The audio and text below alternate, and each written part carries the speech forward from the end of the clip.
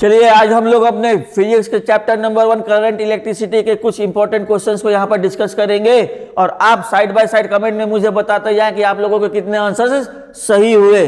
ठीक है, चलिए फर्स्ट क्वेश्चन है करंट इलेक्ट्रिसिटी का, जो सीबीएसई में पूछा गया था कि विच of the following represents voltage, इनमें से कौन सा वोल्टेज को रिप्रेजेंट करता है। फटाफट से कमेंट करके बताएं कि वोल्टेज का इस क्वेश्चन का आंसर क्या होगा। तो देखिए भाई, हम जानते हैं what is volt, it is work done per unit charge, है ना। अब charge is nothing but it is, charge is equal to current into time. अब इससे आंसर को बताएं तो work done over current into charge, ये चार्ज की जगह पे टाइम हो जाएगा, ये क्या होगा यहाँ पे टाइम होगा, ये प्रिंटिंग मिस्टेक है। सो ये option number a is correct. कितना आसान है। सेकेंड क्वेश्चन देखा जाए कि the image shows a circuit diagram, ये सर्किट डायग्राम दी गई है and what is being measured using a voltmeter, voltmeter को यूज करके हम क्या मेजर करते हैं। तो हम जानते हैं we know voltmeter is a device which measures the electric voltage और इलेक्ट्रिक पोटेंशियल। तो यहां पर ऑप्शन क्या हुआ, वोल्टेज इन अ सर्किट। ठीक है, तो यहां पर ऑप्शन क्या बना हमारा, ऑप्शन नंबर बी। इस क्वेश्चन का आंसर क्या बना, ऑप्शन नंबर बी। चलिए question number third, unit of electric potential may also be expressed at what, electric potential की यूनिट क्या हो सकती है। हम जानते हैं electric potential is equal to what, potential नहीं है, ये इलेक्ट्रिक पावर है, actually it is electric power. So electric power की यूनिट क्या होती है, तो हम जानते हैं इलेक्ट्रिक पावर का यूनिट होता है वाट, किलो वाट आवर किसका होता है, एनर्जी का, joule into second, energy into time, है ना। ये क्या है, watt second, power into time, ये ठीक है। तो देखिए हम जानते हैं power is equal to energy by time, so energy is equal to power into time, ये होगा। तो पावर का यूनिट क्या है, वॉट या किलोवाट, टाइम का यूनिट आवर या सेकेंड, तो ये ऑप्शन किसका हुआ, एनर्जी का। जूल एनर्जी का, second joule energy into time, है ना, ये ऑप्शन होगा नहीं। Watt into second, again power into time, ये किसका है, power into time, it is energy. अब वोल्ट इंटू एम्पियर, हम जानते हैं P is equal to V into y होता है, V यानी कि वोल्टेज, I यानी कि करंट, जिसका यूनिट होता है एम्पियर। तो volt into ampere, option number a is correct. चलिए question number 4, the least resistance obtained by using 2 ohm, 4 ohm, 1 ohm and 100 ohm resistance is what. तो वी नो, हम जानते हैं कि to obtain the minimum value of the resistance must be combined in parallel. तो यहां पर हम सारे रेजिस्टेंस को पैरेलल में कंबाइन कर देते हैं, 1/2, 1/4, 1 एंड 1/100, है ना। तो इनको सॉल्व करेंगे तो हमें क्या मिलेगा, एलसीएम कितना हो गया, 100, 50, 25, 100 और 1/r। तो r की वैल्यू कितनी आ गई, 100/176 ओम, तो which is less than 1, option number C. ठीक है, क्वेश्चन नंबर 5 देखा जाए, electrical resistivity of a given metallic wire depends upon what. तो देखिए हम जानते हैं कि electrical resistivity R is equal to rho L upon A, तो rho is equal to RA/L होता है। तो अगर आप इस फॉर्मूले को ऑब्जर्व करेंगे तो आप बोलेंगे कि electrical resistivity rho specific resistance depends upon resistance, area and length, लेकिन ऐसा नहीं है, ऐसा कदापि नहीं है, यह गलत हो जाएगा। Electrical resistivity depends only upon 2 factor, पहला क्या है, nature of material, nature of material या कंडक्टर जो भी कह लें, और दूसरा क्या है, टेम्परेचर। इनको लेंथ और एरिया से कोई मतलब नहीं है। ठीक है, चलिए तो यहां पर ऑप्शन क्या हुआ, ऑप्शन नंबर डी। अब चला जाए क्वेश्चन नंबर 6 पे, अ cell, a resistor, a key and ammeter are arranged as shown in the circuit diagram. ठीक है, the current recorded in the ammeter will be what. देखिए यहां पर एक सेल से की लगी है, उसके साथ रेजिस्टेंस एमीटर, यहां पर सेल से एमीटर की रेजिस्टेंस, यहां सेल से एमीटर रेजिस्टेंस की, सिर्फ इनके पोजीशन को चेंज किया गया है। तो हमें बोला गया कि the current recorded in the ammeter, किस एमीटर का करंट रिकॉर्ड क्या होगा, कम होगा कि ज्यादा होगा। तो देखिए आप इंस्ट्रूमेंट के पोजीशन को कहीं पर भी रखें, the instrument will always measure the same value. तो यहां पर जो हमारा ऑप्शन है वो क्या है, तो वो है ऑप्शन नंबर डी। ठीक है, अब क्वेश्चन नंबर 7 पे आ जाते हैं। Work of 14 joule is done to move 2 coulomb of charge between 2 points on a conducting wire. What is the potential difference between the 2 points? बहुत ही आसान क्वेश्चन है। हम जानते हैं potential is equal to work done per unit charge. तो यहां बोला गया कि what is the potential difference, तो वर्क डन कितना हो रहा है 14 जूल, है ना, चार्ज कितना दिया है 2 कूलम, तो it is 7 volt. Answer is C, right. अब चलिए question number 8, what is the unit of EMF of a cell. EMF का मतलब याद कर लें, EMF is equal to potential, है ना। तो और इसका फुल फॉर्म होता है इलेक्ट्रोमोटिव फोर्स, इलेक्ट्रोमोटिव फोर्स। हालांकि दोनों में कुछ डिफरेंसेस होते हैं, but for your level EMF is equal to potential. तो जरा फटाफट बताएं, unit of potential will be what, it will be volt.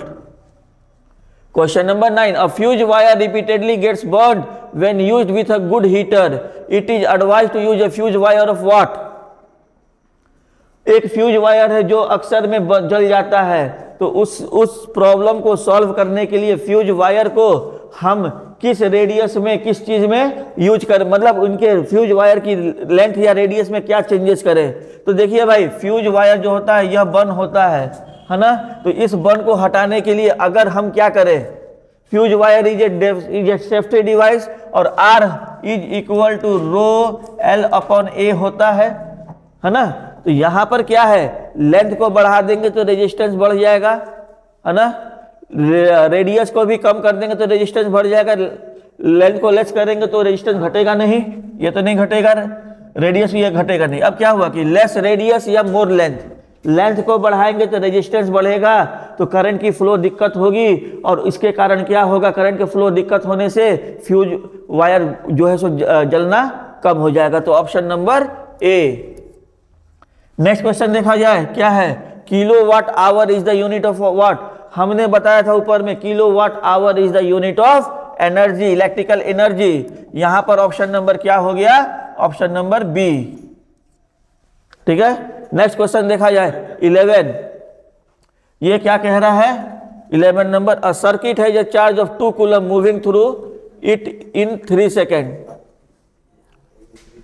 A circuit has a charge of 2 coulomb moving through it in 3 seconds. What electrical component in the circuit, if present, will show the current? Current को show करने के लिए, read करने के लिए कौन सी electrical device चाहती है, तो आमीटर। तो हमें चाहिए आमीटर, ऑप्शन नंबर बी। कितना सिंपल क्वेश्चन है, इसका आंसर क्या हुआ, option number B. Next question, which of the following shows heating effect of electric current. भाई इलेक्ट्रिक करंट का हीटिंग इफेक्ट कौन दिखाता है, फ्यूज वायर भी इसी पर वर्क करता है, इलेक्ट्रिक आयरन भी उसी पर वर्क करता है, इलेक्ट्रिक हीटर भी करता है। तो यहां पर क्या हो गया, option number d. Next question, 1 kilowatt is equal to what.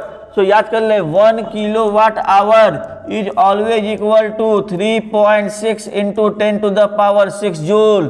तो यहां पर क्या, यहां पर जूल की जगह पे क्या दिया है, मेगा जूल, कैपिटल M है ना, मेगा जूल है। तो अब बताइए क्या होगा, मेगा का मतलब होता है क्या, मेगा का मतलब होता है 10 टू द पावर 6। तो इसमें अगर 6 मल्टीप्लाई कर देंगे तो 10 टू द पावर 12 हो जाएगा ना। तो लेकिन 12 वाला तो ऑप्शन नहीं है, तो ऑप्शन क्या होना चाहिए, ये होना चाहिए, यहां पर ये हो जाएगा, M हटा देंगे, joule, printing mistake. Next question, question number 14, ये क्या कहता है कि electrical resistivity of a given metallic wire depends upon what. अभी हमने ऊपर बताया कि electrical resistivity depends only upon the 2 factor, कौन कौन से, temperature and nature of the material. तो फटाफट से कमेंट में बताएंगे इसका आंसर क्या होगा। तो इस क्वेश्चन का आंसर होगा ऑप्शन नंबर डी। ठीक है, चलिए क्वेश्चन नंबर 15 की ओर आते हैं। Materials which allow larger current, materials which allow larger current to flow through them are called। अरे भाई सिंपल सी बात है, the substance the material through which a current can flow are known as a conductors, ये भी हो सकते हैं, है ना। इंसुलेटर तो होगा नहीं, अलॉयज भी हो सकते हैं, सेमीकंडक्टर भी हो सकते हैं। लेकिन यहाँ पे क्या कह रहा है कि materials which allow larger current, large current के लिए क्या होता है, तो कंडक्टर। सेमीकंडक्टर नाम ही है सेमी, तो वो क्या करेगा, वो सेलेक्टेड परमिट करेगा करंट को, तो यह ऑप्शन होगा B. Question number 16, next question पे आए। क्या कहता है क्वेश्चन नंबर 16 कि two devices are connected between 2 points A and B in parallel.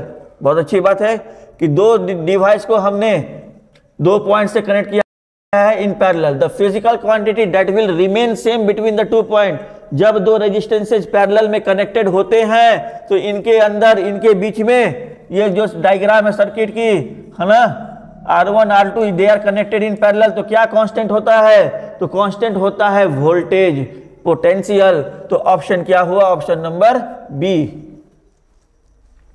चलिए नेक्स्ट क्वेश्चन पे देखते हैं। क्वेश्चन नंबर 17 क्या है कि conventionally the direction of current is what. देखिए हम जानते हैं कि करंट सर्किट में प्लस से माइनस की ओर फ्लो होता है, तो कन्वेंशनली जो कन्वेंशनल करंट होते हैं they are opposite to the direction of motion of electron. यहाँ पे देखें the direction of flow of negative charges electron, the direction of flow of atom नहीं, the direction of flow of positive charge नहीं, the direction of flow of molecule नहीं। तो option number a. Conventional current conventionally कह रहा है, तो conventional current are opposite to the direction of flow of electron which is a negative charge. याद रखेंगे। Question number 18 unit of electric power में also भी एक्सप्रेस है व्हाट। ये क्वेश्चन ऊपर वाला है और ऊपर हमने बताया है क्या, वोल्ट इनटू एम्पियर।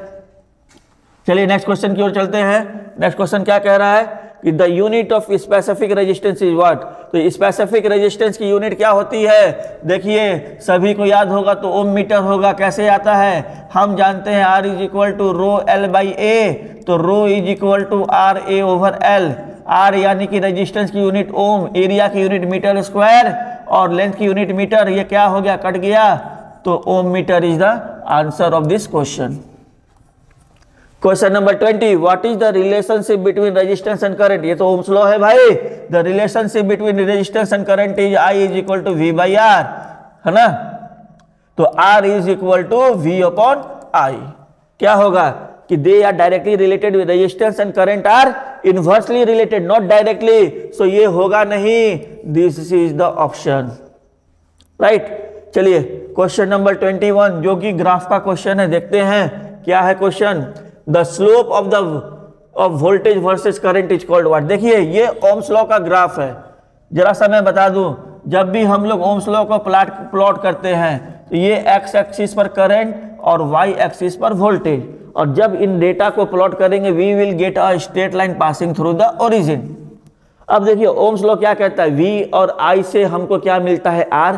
तो slope of this graph will give the value of r। Slope of graph will give the value of r, r यानी कि रेजिस्टेंस, है ना। तो हमें क्या मिलेगा यहाँ पे, रेजिस्टेंस। कंडक्टेंस क्या होता है, 1 ओवर रेजिस्टेंस। रेजिस्टिविटी अभी हमने बताया, कंडक्टिविटी भी opposite reciprocal of resistivity. Question number 22 पे आ जाते हैं फट से। क्या क्वेश्चन कह रहा है, तो क्वेश्चन कहता है कि a current of 1 ampere is drawn by a filament of electric bulb. Number of electrons passing through the cross section of the filament in 16 second will be what. देखिए यहाँ पर ये क्वेश्चन बोला गया है कि current of 1 ampere, I is equal to 1 ampere, है ना। नंबर ऑफ इलेक्ट्रॉन्स हमें n निकालना है, नंबर ऑफ इलेक्ट्रॉन्स। तो we know I is equal to Q over T, so Q is equal to I into T, right. तो यहाँ पर time कितना दिया है, 16 सेकेंड।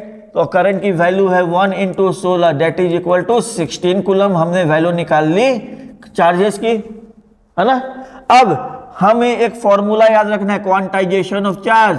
वो क्या कहता है, वो कहता है Q is equal to NE, so N is equal to Q over E, where is the magnitude of charge on electron. तो यहाँ पर Q की वैल्यू कितनी हमने कैलकुलेट किया, 16 over 1.6 into 10 to the power -19, it is equal to 16 into 10 over 16 into 10 to the power 19। So ये कितना हो गया, 10 टू द पावर 20। ऑप्शन कहाँ है 10 टू द पावर 20, तो 10 to the power 20 option number A. कितना आसान है कैलकुलेशन, सिर्फ 2-3 फॉर्मूले को दिमाग में रखना, इस चैप्टर में यही कहानी है। इसको क्या बोलते हैं, Q is equal to NE, इसको कहते हैं क्वांटाइजेशन ऑफ चार्ज, याद रखेंगे क्वांटाइजेशन ऑफ चार्ज। ये क्या कहता है कि ये कहता है कि चार्ज एक बॉडी से दूसरी बॉडी में हमेशा इंटीग्रल वैल्यू में ट्रांसफर होगा, 1 coulomb 2 coulomb 3 coulomb, whole number में, न कि फ्रैक्शन में, राइट। चलिए next question, question number 24, the SI unit of resistance, फटाफट बताएं। तो बहुत ही सिंपल क्वेश्चन है, SI unit of resistance is ohm, ये सभी को आता होगा। तो ये क्या है answer, ohm. A cooler of 1500 watt, इतना volt, and a fan of इतना volt are used for the house hold supply, the rating of the fuse to be used is what. ये बढ़िया क्वेश्चन है ना। हमारे पास एक कूलर है जिसकी पावर दी गई है कितनी, 1500 वाट, और एक क्या है फैन है, ये है 500 वाट। तो हमसे पूछा गया है क्या, और वोल्टेज कितना है 200 वोल्ट, है ना, वोल्टेज ही 200 वोल्ट। तो हम जानते हैं we know what P is equal to V into I. So I की वैल्यू कितनी हो गई, P अपॉन V, 1500 ओवर कितना है वोल्टेज 200, ये कितना हो गया 15/20, 3/4, 0.75 एम्पियर, है ना, अरे सॉरी 200, 7.5 एम्पियर, 0.75 नहीं होगा, ये होगा 7.5 एम्पियर, राइट। अब इस केस में I की रेटिंग निकाल लेते हैं। तो I कितना होगा इस केस में, सेकेंड केस में I की वैल्यू हो गई P/V, पावर कितना है 500/200, ये कितना हो गया 2.5 एम्पियर। अब देखिए कूलर के लिए करंट की वैल्यू हो गई हमारी 7.5 एम्पियर, फैन के लिए करंट की वैल्यू हो गई 2.5 एम्पियर। तो अब हमको बताएं कि जो फ्यूज वायर है उसकी रेटिंग क्या होनी चाहिए। अगर भाई हम लोग 2.5 एम्पियर यूज करेंगे तो क्या होगा कि कूलर को चला नहीं पाएंगे, क्योंकि 2.5 एम्पियर से ज़्यादा करंट की रिक्वायरमेंट कूलर के लिए है, तो कूलर विल नॉट वर्क, है ना। तो हमें क्या करना होगा, हमें इस रेटिंग की फ्यूज वायर को यूज करना होगा, आंसर इज 7.5 एम्पियर। ठीक है, next question, an electric iron draws a current 4 ampere when connected to 220 volt main, its resistance is what. जरा फटाफट से बताएं कि इसका रेजिस्टेंस क्या होगा। देखा जाए बहुत ही सिंपल क्वेश्चन है ना, आर निकालना है, R is equal to V upon I. V की वैल्यू कितनी है 220 वोल्ट, I कितना है 4, है ना, ये कितना हो गया 110/2, 55 एम्पियर हो गया ना, अरे 55 ओम कितना आएगा, ऑप्शन नंबर बी। ठीक है, अब देखिए हम लोग नेक्स्ट क्वेश्चन की ओर चलते हैं। क्वेश्चन नंबर 27, वो क्या कहता है, वो कहता है कि which combination of 2 ohm resistor and 4 ohm resistor offers the least resistance to current in the circuit। अभी हमने ऊपर में बताया था कि least resistance निकालने के लिए resistors must be connected in parallel। तो यहाँ पर हम क्या करते हैं कि यहाँ पर इस क्वेश्चन के लिए दोनों resistors कितने 1/R इज इक्वल टू 1/2 और 1/4 को हमने पैरेलल में कंबाइन कर दिया। कितना हो गया भाई 2 + 1 दैट इज इक्वल टू 3/4। तो R की वैल्यू कितनी हो गई 4/3 ओम, है ना। तो कितना हो गया, which combination of 2 ohm resistor and 4 ohm offer the least resistance, है ना। तो दोनों को हमने पैरेलल में कंबाइन कर, पैरेलल कॉम्बिनेशन, ये 2 ओम तो आएगा नहीं, लेस देन 2 ओम आएगा। इसका ऑप्शन देखा जाए और क्या दे रहा है, parallel combination net resistance of 0.5 ओम, ये आएगा option, this is the option. यहां पर आंसर क्या हो गया, option number d. Next question, question number 28, the element used most almost exclusively for the filament of incandescent bulb भाई लैम्प के filament को बनाने के लिए हम लोग टंगस्टन को यूज करते हैं, so option number D. Question number 29 क्या कहता है कि two resistors connected in series gives equivalent resistance of 10 ohm. ठीक है, सीरीज में हमने कंबाइन किया, राइट, तो इनका इफेक्टिव कितना आता है, R is equal to R1 plus R2 is equal to 10 ohm. ठीक है, when connected in parallel it gives 2.4 ohm, then the individual resistance is what। ये बहुत बढ़िया क्वेश्चन है, देखा जाए। देखिए मान लेते हैं कि दो रेजिस्टेंस है हमारे R1 एंड या XY, इसको XY ले लेते हैं, X plus y is equal to 2 ohm, है ना, क्वेश्चन दिया है। और जब पैरेलल में कंबाइन किया गया तो हमें कितना मिल जाता है वैल्यू, हमें मिलता है 2.4 ओम। ठीक है, तो क्या है कि x plus y is equal to 10 and 1 by x plus 1 by y is equal to 1 by 2.4। अब इनको सॉल्व कैसे करेंगे, राइट, तो देखा जाए इनको सॉल्व करने का तरीका क्या होगा। तो ये इक्वेशन क्या मिला, x plus y over x y is equal to 1 by 2.4। तो x प्लस वाई की वैल्यू डाले 10, तो 10 into 2.4 is equal to x y. तो यहाँ से x की वैल्यू निकाल लें, है ना, 24 ओवर y, ये आ गई। अब इस x की वैल्यू को इसमें डालेंगे और क्वाड्रेटिक इक्वेशन बनेगा, सॉल्व करेंगे, we will get the value of x and y। चलिए देख, ठीक है, तो क्या आएगा, फटाफट से हम लोग सॉल्व कर लेते हैं। तो x की वैल्यू कितनी आ गई, 24 over y plus y is equal to 10।